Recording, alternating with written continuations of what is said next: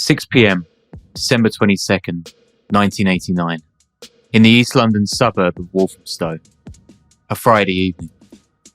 39-year-old Terry Gooderham and his 32-year-old girlfriend, Maxine Arnold, are having an early dinner at their apartment before heading out to meet Maxine's mother, Violet, for a Christmas drink. They're a glamorous couple, typical London up-and-comers. Terry's an accountant and stock taker, while Maxine works in the city's booming insurance trade. Around 6:45 p.m, though, the night takes a turn. Maxine receives a call. It's one of her colleagues, she says, but she's tense, and she tells Terry they have to go somewhere.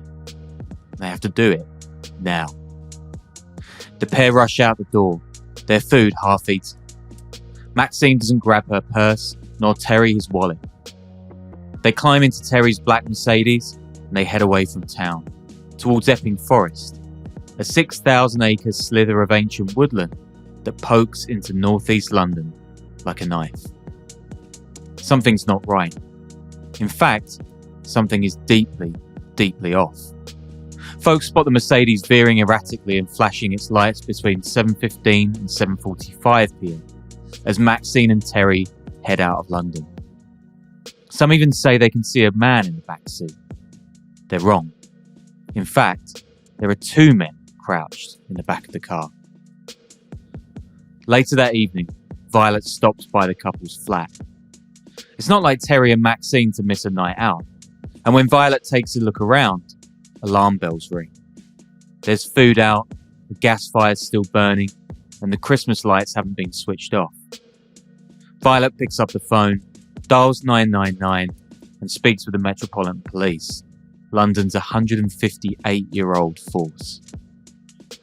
Hours later, at around 4 a.m. on the 23rd, Violet's worst fears are confirmed. A patrol car discovers the Mercedes in a parking lot on a lover's lane in a village deep into Epping Forest. Its lights are on, and the engine's still running. Slumped over the front seat are Terry and Maxine, shot dead from behind with a sawed-off 12-bore shotgun. Maxine has defensive wounds on her hands. Terry was executed first. Then she tried, in vain, to fend off her killer. It's a gruesome double murder, and to officers at New Scotland Yard, the Met's headquarters, one with all the hallmarks of a gangland hit. Within days, one detective has the name of 3 underworld figures thought to be involved, the 2 suspected triggermen and their getaway driver. Plus, the makings of a wild motive come together, one which had put Terry right in the crosshairs of some of the most dangerous men in London. There's even a connection, a close connection in fact, to the Cray twins, crime-committing siblings who've terrorised the city's East End for over 4 decades. But the detective's info never makes it to the Met's murder squad. Just days after submitting his bombshell work, he gets a visit from a senior officer. Drop the case, the officer tells him. Forget about it. The Met's mission is to protect and serve the people of Britain's largest city. But it's got more rotten apples than a mudlogged orchard. And thanks to allegations of underworld connections, drug importation rings, and the bungling of investigations into a notorious axe murder 2 years previous, it's on the ropes. Is this another example of a police force that's out of control? The spurned detective quits, and, for a while, attention on the Epping Forest slaying simmers down. Perhaps the killers have gotten away with it. Perhaps the case will, like so many in the city, go cold. Then, 6 months later, just 2 miles from Terry and Maxine's deaths, cops find another body, with more connections to London's Gangland. And a year after that, a few miles south, another. At least, part of one, anyway. This is the Underworld Podcast.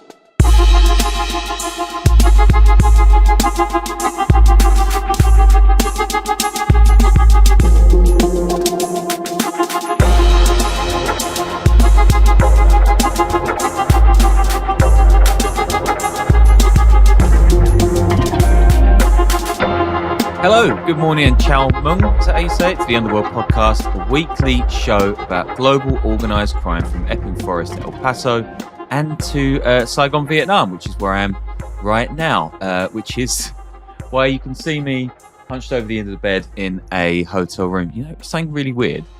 The piece of art above the bed, that's actually a picture of a nicer hotel in the same city, which is, I haven't come across before. It is 5 a.m. here, so I'm bringing myself back to life in real time for you guys. We are real life reporters, hence why I'm here. We've written about stuff all over the world, and today, in a couple of hours, I'm going to be out and about in Saigon with a phone and a gimbal, like some influencer, bringing you tales from the Vietnamese underworld. Yeah, Vietnam. Haven't been in like 15 or so years, but most of what I remember is drinking 10-cent beers on the street and, buying a custom-made white linen suit in Hoi An, I think. And having Nice. a pop Xanax every time I took one of those overnight buses that really, on those curves, man, that is a scary thing to be. It's the only person awake on one of those buses as you're like making your way through those mountain roads.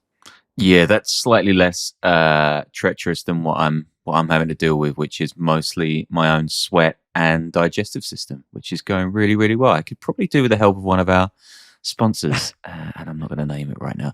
A quick thanks to Patreon subscribers. We've got tons of bonus stuff there. We'll have tons from this trip as well. Or send us tips and hate mail to the underworldpodcast@gmail.com. Danny, tell me how it's going your end, because folks don't like too much opening banter, so do it in exactly 8 words. I mean, dude, I'm with you, dude. Can't sleep at all. Just losing my mind. But fall's coming. Love fall, so that's great. Patreon.com, /Underworld Podcast, or sign up on Spotify or iTunes. Basically like a bonus episode every week now. So that's good. Do it. Sign up. That is good. Yeah. That is good. It's the baseball postseason soon, so that's also good, right? Yes, we are professional broadcasters, guys. You can tell from the surroundings here.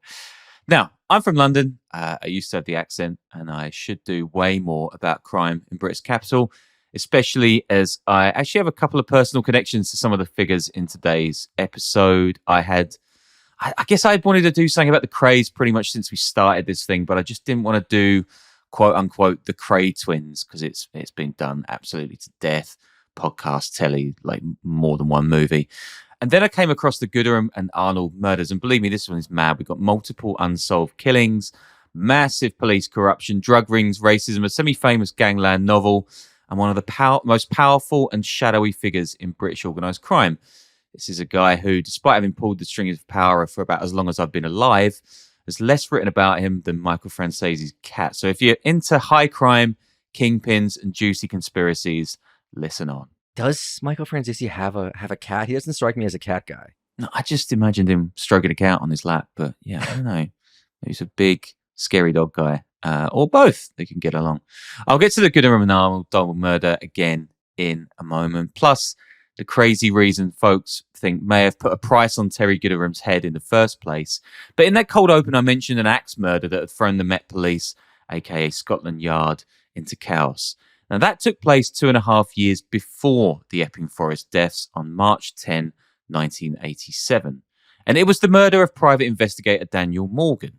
Now, that killing has been one of the most investigated in British history. It's gone through 5 separate judicial processes, and stuff has leaked out about it ever since.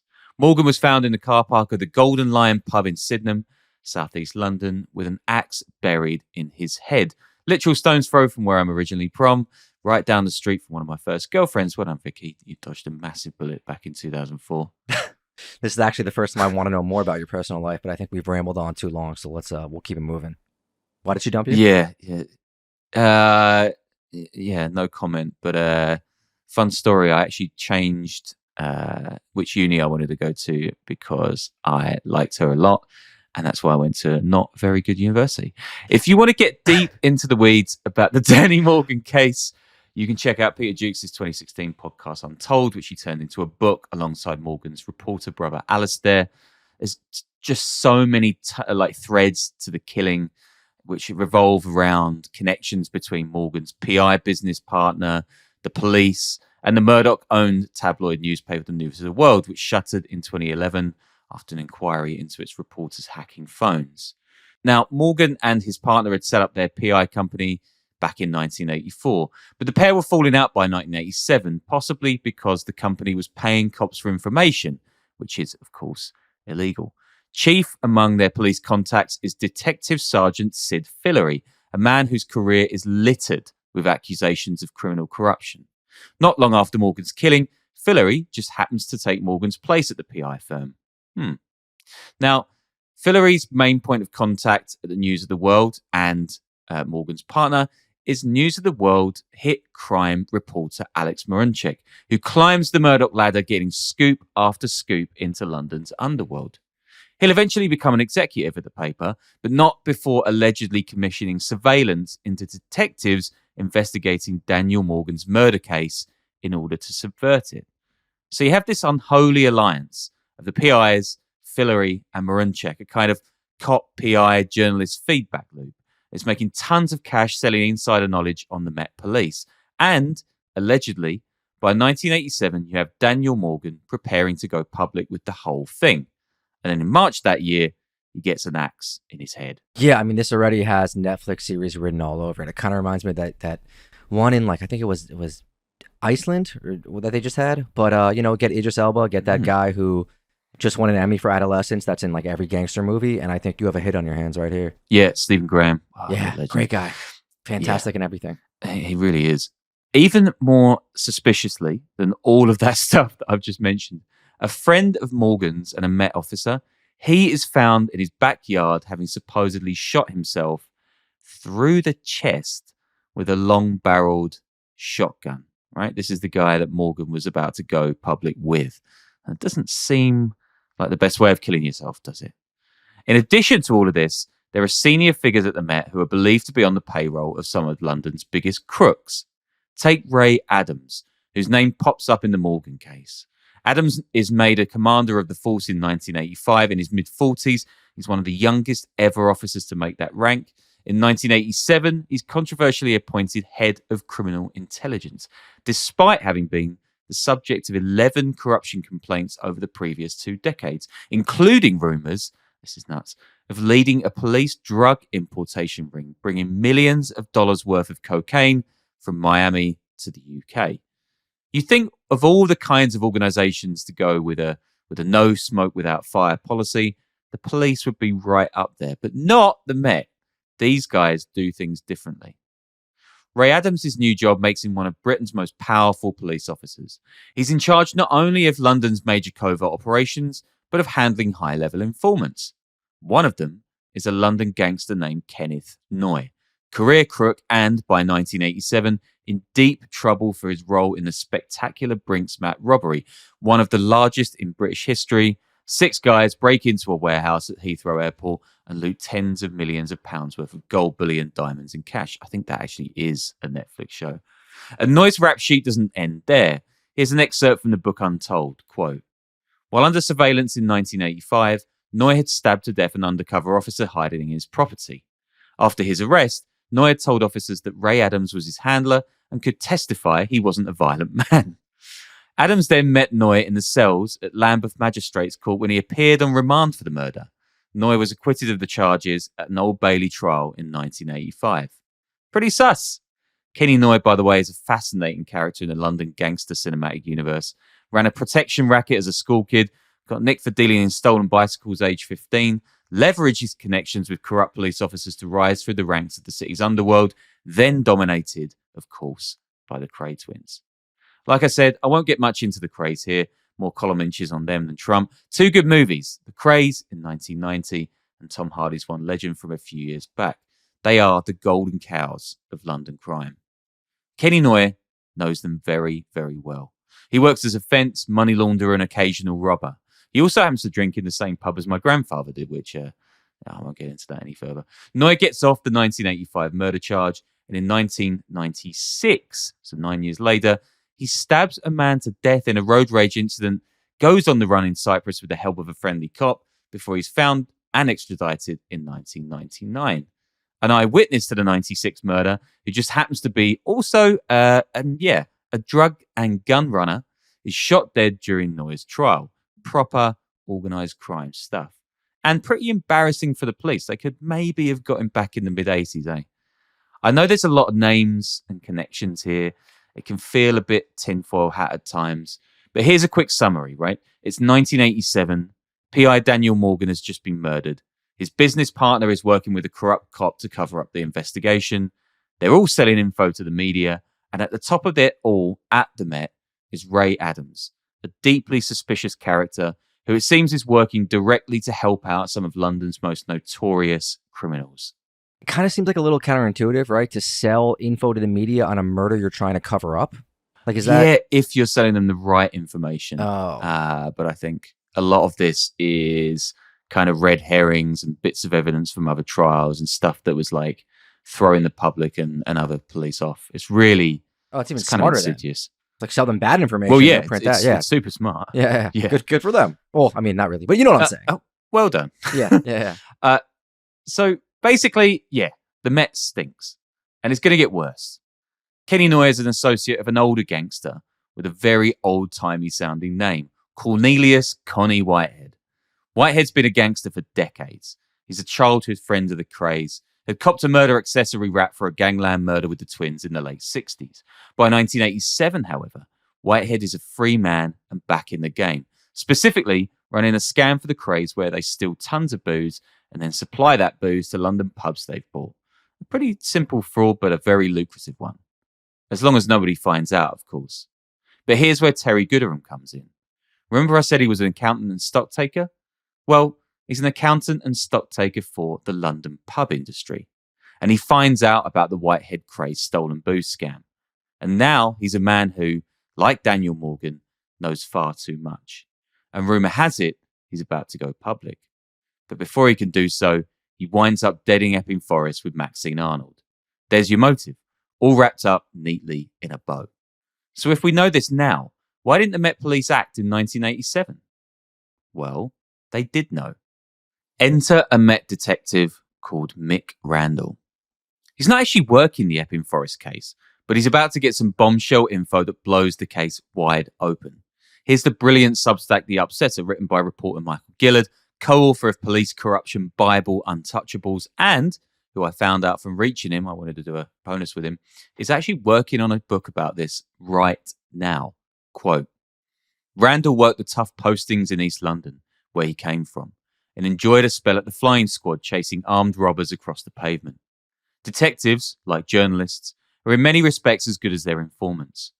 Randall operated as a cop at a time when cops were encouraged to run their own snouts, meaning informants, meet them solo, write up what they said, and pay them out if money was their motivation. Albert Redding, the legendary gangster, was Randall's informant at the time of the Gooderham and Arnold murder. In January 1990, straight after his honeymoon abroad, Randall went to see Redding to ask if he knew anything about the double murders in Epping Forest, which the cop had read about on the plane back to the UK. Redding claimed to know a lot, it turned out. He said Cornelius Connie Whitehead, a former Kray henchman, had put up the contract on Gooderham because of his knowledge of a pub extortion racket. So the Krays, I mean, I've seen the movie with Tom Hardy, which is a good watch and fun. How long were they on top for? I mean, was it decades? And when was their kind of downfall, if they had a downfall? Yeah, I'm going to get the deaths wrong now because I think Reggie Kray died in like the early 90s, perhaps. But I think they were going from like the late 1950s. So it's a long, long time.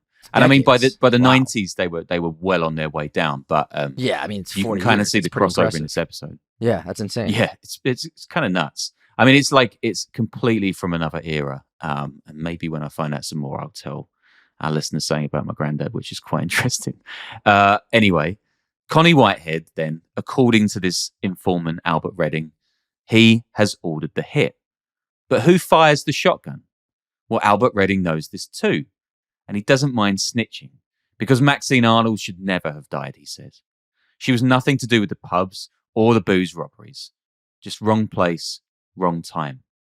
There's a gangster's code, Redding tells Randall. Man, gotta have a code. Always nice. And killing an innocent woman in such a horrific manner tramples all over it. It's a quote, liberty, he says, or liberty.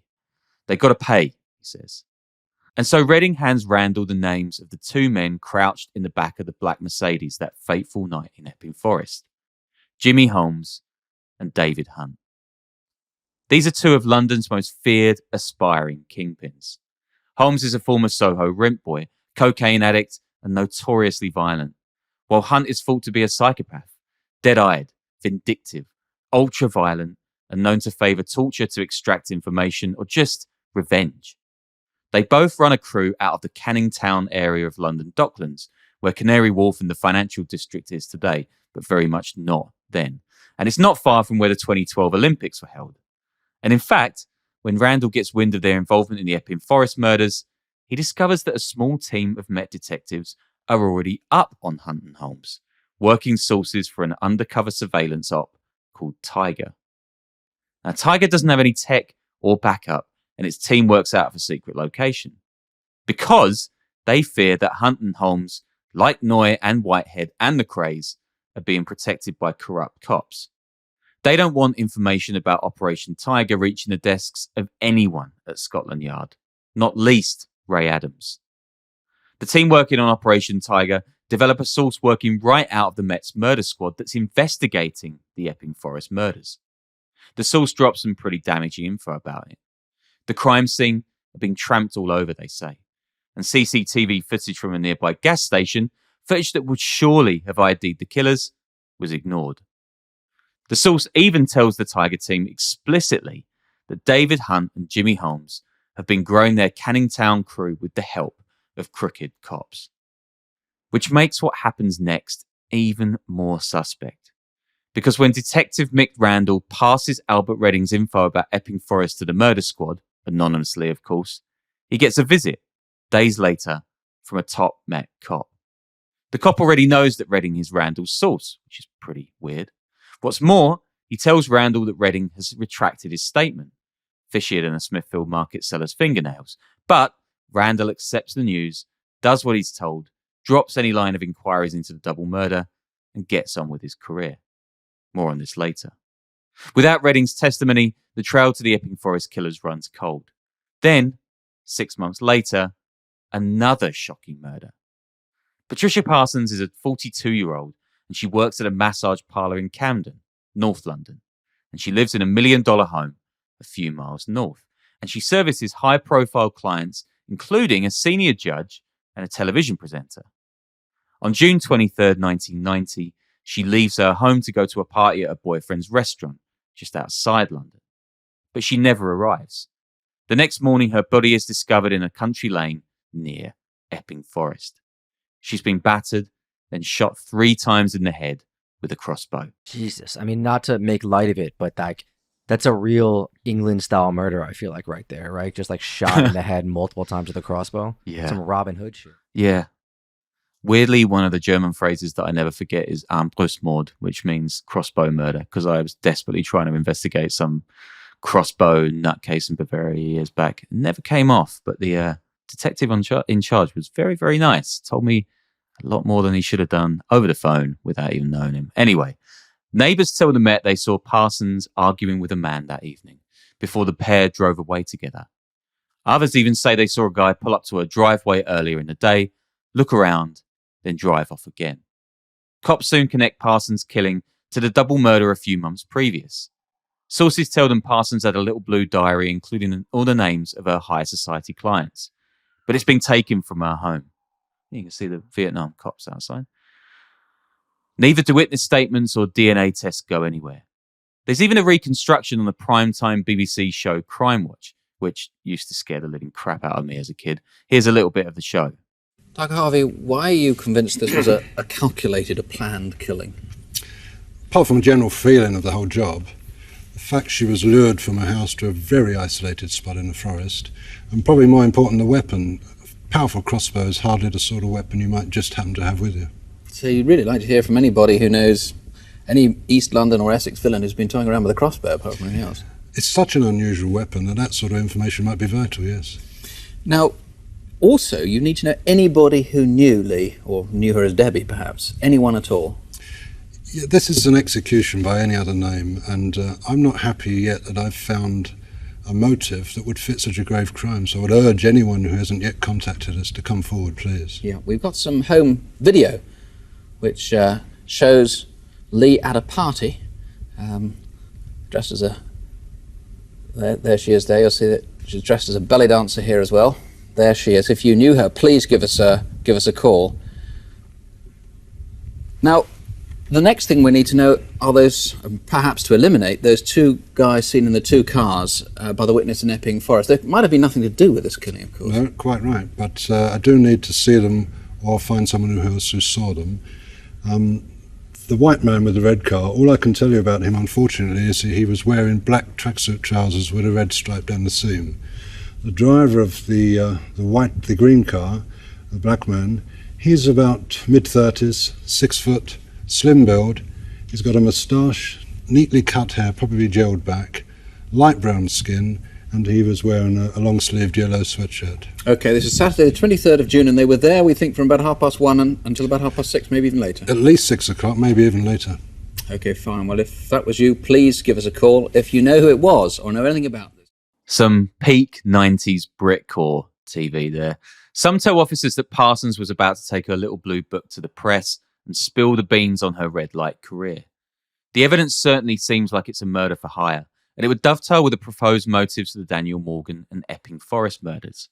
And going by these cases, where it seems like the top brass on the force are colluding with killers and predatory reporters, it makes a lot of sense that Parsons has fallen victim to the same crowd as the other victims.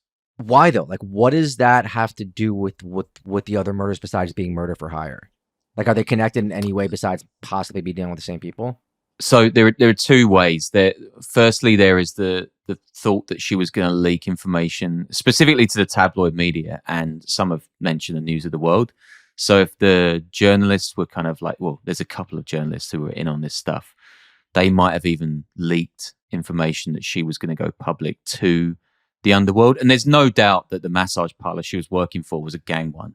So they were probably working in a similar sort of circle. So between the News of the World and North London's kind of red light district, it would make sense that the same people were involved. I mean, this is not a city like it is now where there are dozens and dozens of different crews. Like, it was pretty much well locked down. So now we have 3 unsolved murder cases: Daniel Morgan, Epping Forest, and Patricia Parsons, all believed to be professional hits, all with connections to London's Gangland. Plus, it seems, mountains of evidence are either being ignored or covered up by the cops.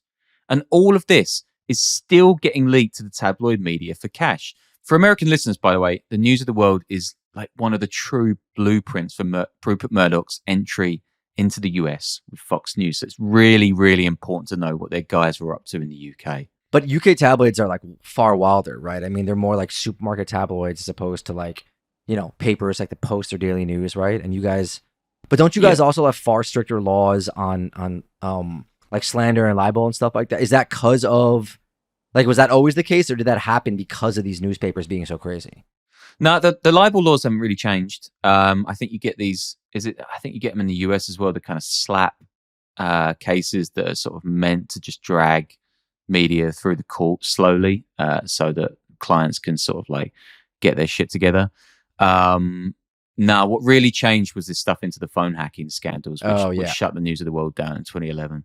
That was like the Levinson inquiry, which a lot of people, including me, want a second inquiry on that because nothing really changed. The Murdoch media just sort of like shuttered the News of the World, went, right, we're done with that. But the same people were in control all the way through. No one really got messed up for it. So, yeah, I don't think a lot has changed, to be honest. Some officers at the Met, going back to the 80s now, are so concerned about this alleged collusion between mobsters and the force that they set up an operation solely focused on rooting out bent cops.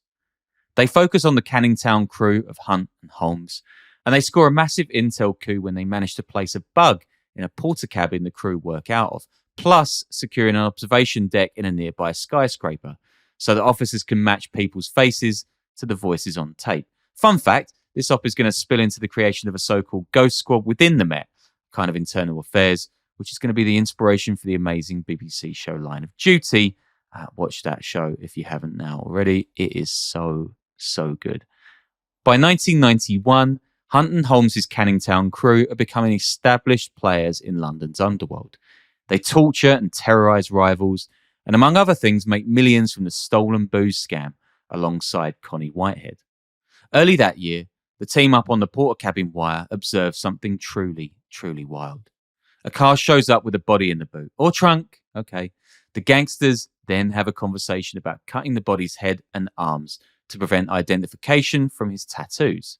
See, that is the genius thing about a tramp stamp, Danny. You kill me, you're going to have to dissolve me in a vat of acid if you don't want the feds identifying me from Queens of the Stone Age lyrics. Yeah, I mean, you could also just get the hidden lip tattoo that just has balls on it, because that's funny. You could Don't do that. You have that? No, you don't have that. I do not know. Arguably, mine is worse. Amazingly, nobody acts on this information. I mean, I don't mean my shit tattoo. I mean, these officers have literally just seen a body roll onto the Canning Town site. It's a pretty big smoking gun, but no, nothing. They do absolutely nothing. And on October 11, 1991, a man discovers a torso in a wooded area around 50 miles south of London. Cops there can't ID the torso beyond the fact it's a white guy with a fat gut. His head has been severed with an axe or a bolt cropper. One hand has been cut off 6 inches below the elbow, the other 2 inches. Presumably, the cops think, to get rid of a tattoo. DNA will later suggest the man has links to Bavaria, Germany, which would explain a lot of bad tats and a beer belly. He's been dumped just a mile from the home of a well-known German fraudster, and the local cops suspect this is a London mob hit. They reach out to the Met for help, but they get nothing. Not even the pretty important information that several of London's most feared gangsters had just been recorded discussing exactly this in the presence of a dead body. The local cops can't establish any lead, and the trail runs cold. Again, yet another suspected organised crime killing appears to have gone unsolved.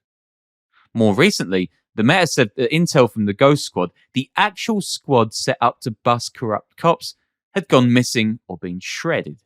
It would appear, writes Michael Gillard, that the Met was completely comfortable with the decision to allow criminals to murder and remain at large in order to keep the intelligence product rolling in relation to corruption.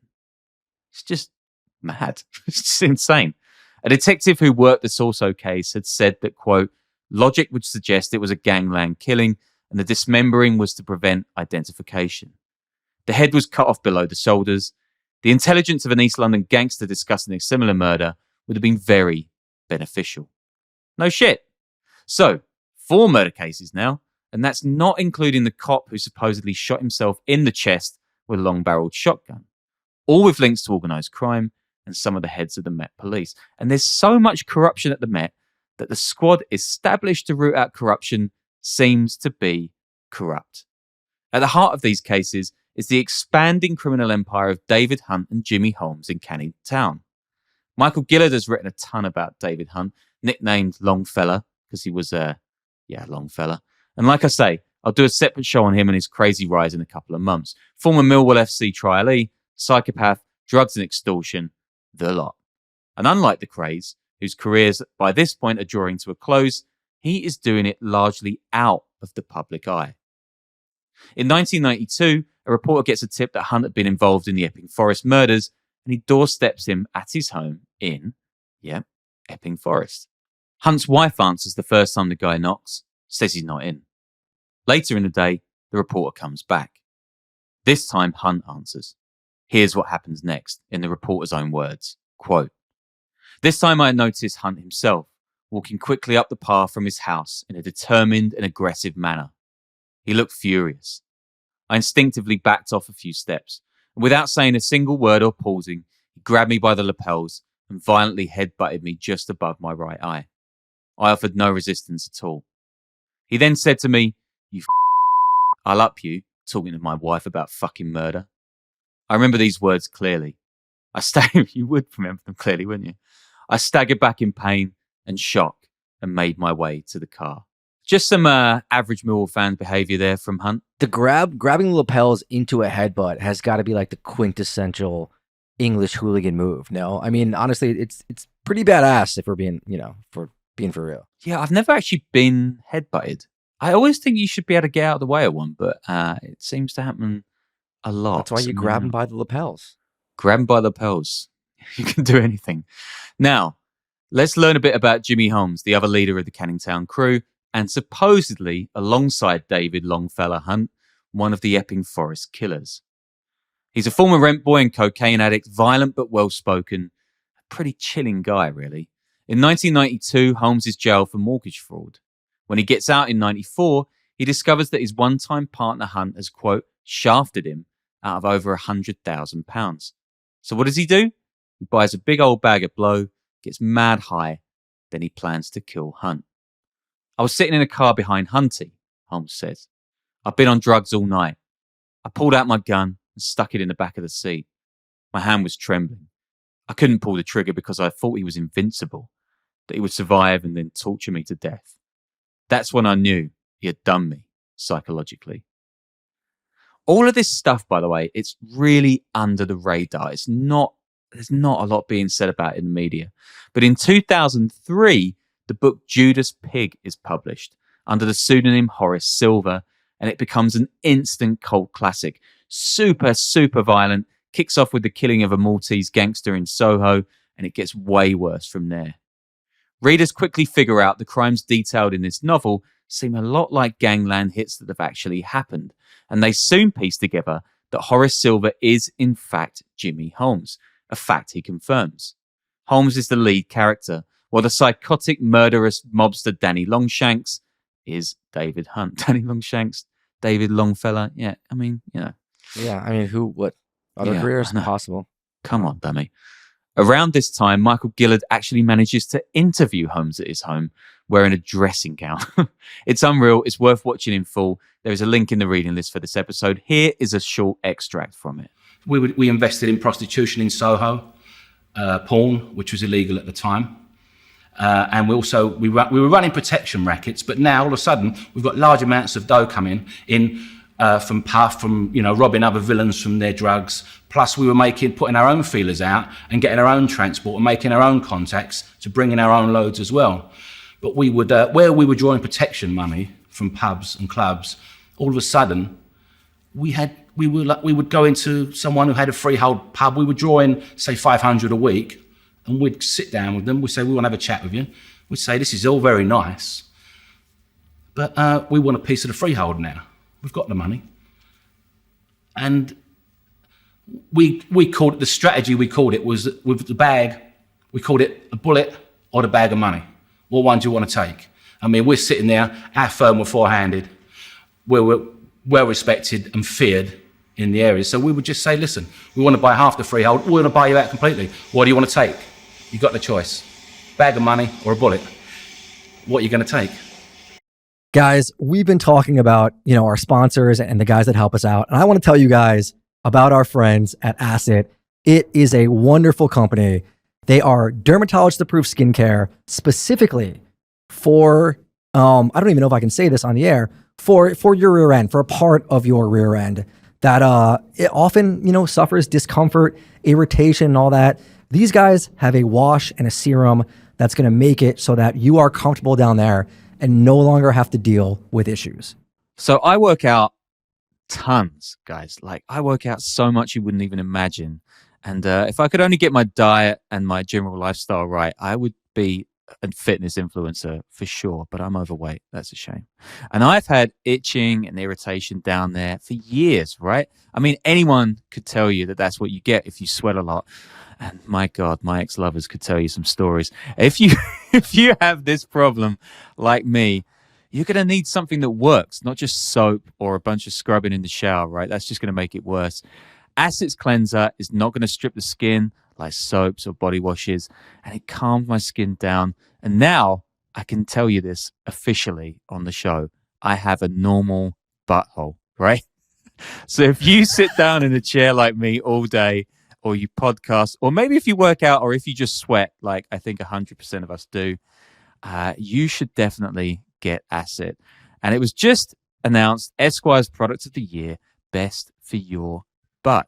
Guys, Asset is dermatologist approved. They've got a whole cleanser. It's ultra gentle, pH balanced, designed for sensitive skin that can't handle harsh soaps. And they've got a serum, which is like a daily moisturizing thing that calms irritation supports more resilient skin with consistent use. We are talking everyday comfort. They've got the science and the credibility to back it up. And there's no taboo on this. As Sean has proven, taking care of your butt isn't weird. It is smart self-care. Today, we're offering our listeners 15% off their first purchase at thatasset.com/underworld or use code underworld at checkout. Try it out. Your butthole will thank you. That's thatasset.com/underworld. Asset, ASSET, THATASSET.com. Yeah, shall I show you? I could do a little I can show you. No, how Sean. it I think we're good. I think we're good. I think we're good, bud. Okay, I think we're good. Time. Hey guys, it's Sean. I want to tell you now about a new true crime podcast called The Chinatown Sting that I think you'll really enjoy. Tina Wong was a new mother living in Manhattan's Chinatown in the 1980s. Her best friend asked her for help with a project. All she had to do was accept a package and Tina would get paid. Struggling to make ends meet, she agreed and unknowingly found herself at the center of an international drug smuggling operation. When the feds were tipped off to her involvement, Tina had two choices: spend decades in prison or risk her life, helping the government bring down the man at the helm, one of New York's most notorious gangsters, no matter the cost. Hear The Chinatown Sting wherever you get your podcasts. It's pretty insane, right? Anyway, in the early 90s, years after Daniel Morgan and Epping Forest, Patricia Parsons and the Torso case, the operation to uncover police corruption is folded down without bringing down anybody of note. It's a complete failure, of course. Interest in the Canning Town crew evaporates, as do investigations into the corruption of top cops like Ray Adams. And then, in 1993, another murder case shocks the UK. 18-year-old Stephen Lawrence is waiting for a bus in southeast London when he's attacked by a pack of racist thugs, beaten and stabbed to death. There is outrage across the country. And it grows when it's revealed that Ray Adams is believed to have protected one of the killers, because the killer's father is one of London's biggest drug dealers. And, like Kenny Noy, he's an Adams informant. The killer is only convicted years and years later. And it will take until 2023, 30 years after Stephen Lawrence's death, for the BBC to be handed a leaked Met Police document confirming what so many folks had known all along: that Ray Adams was corrupt, in bed with organised crime, and helping Lawrence's murders escape justice. Quote, marked a secret and prepared in 2000 for the Met's anti-corruption unit, the report was about officers connected to the Lawrence case. It concluded that Mr. Adams was cleared by the 1980s corruption probe after it received a totally fictitious account by a police informant who was connected to the family of David Norris, one of the two men who were convicted of the murder in 2012. The report says the informant must have been coached by Mr. Adams or another officer, with the informant's lying account discrediting a witness against Mr. Adams. This amounted to, quote, flagrant acts of attempting to pervert the court of justice. I'll get into this case more deeply when I do the David Hunt episode, because it pulls in tons of mad characters we've heard about in this one, including Kenny Noy, but also a guy I think whose nickname was Piggy Malone, which, come on, it's just like another time. Also in 2023, a fifth investigation into the Daniel Morgan murder ends with the Met Police admitting that its officers covered up evidence into the case. And remember Sid Fillery, the cop who was suspected of killing the investigation, who took Morgan's job after he died? In later life, he's raided by cops who discovered child sexual abuse material on his computer. Fillery pleads guilty to 13 counts of making indecent images of children, but he escapes a prison sentence, getting let off with community service. Which is a shame, because among other things, you'd think a bent paedophile cop might have received some treatment in prison. Jesus, community service is wild. It is. It is. It's almost corrupt. Jimmy Holmes turns into this mad online poster when he's outed as the author of Judas Pig. Of course he does. Yeah. And his Facebook page actually is still pretty active on all kinds of conspiracies we've talked about today. It's actually got some pretty good information as well. Some of it checks out. But in 2017, he goes silent. Nobody knows what's happened to him, although he said repeatedly he expects to be murdered. David Longfellow Hunt, the head of the Canning Town crew, he gets into a gangland spat over skimming cash from the 2012 Olympics, but he stays out of prison. And he's still a free man. In 2016, Panorama reveals a plot to assassinate 3 cops investigating Hunt, claiming he'd hired a Yardi hitman from his boat in Marbella, Spain. That same year, Hunt's name pops up in the Panama Papers. Like I said, this guy is not small fry. It's truly amazing more isn't known about him. So they're all pretty much on the outside still, even with all this having gone on. Yeah, everyone's out. Like everyone's fine. I mean, they're either dead or free. It's insane.